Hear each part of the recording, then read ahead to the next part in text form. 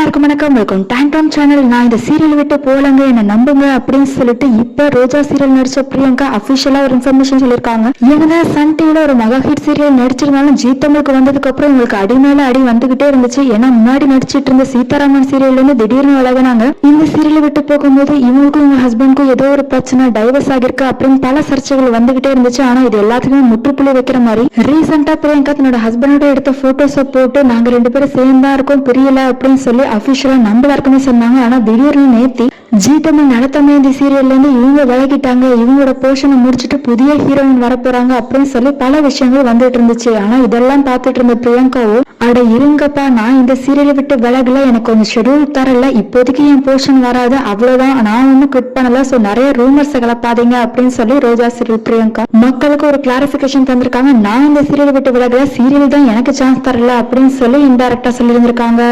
அது மட்டும் இல்ல, இப்ப நலத்தம்பதி சீரியல்ல புதிய ஹீரோயினா யார் கமிட்டா இருக்காங்க அப்படின்னு பாத்தீங்கன்னா ஸ்ரீநிதி. இவங்க ஒரு டான்சர், ஜீ தமிழ்ல நிறைய ஷோல வந்திருந்திருக்காங்க. அது என்னமோ தெரியலங்க, பிரியங்காக்கும் ஜீ தமிழுக்கும் செட் ஆகல அப்படின்னு தான் நினைக்கிறேன். இந்த வீடியோ பற்றி கத்து நீங்களும் சொல்லலாம். இது போல பல இன்ஃபர்மேஷன் தெரிஞ்சுக்கணும் அப்படின்னா இந்த டாம் சேனலை சப்ஸ்கிரைப் பண்ணி வச்சுக்கோங்க.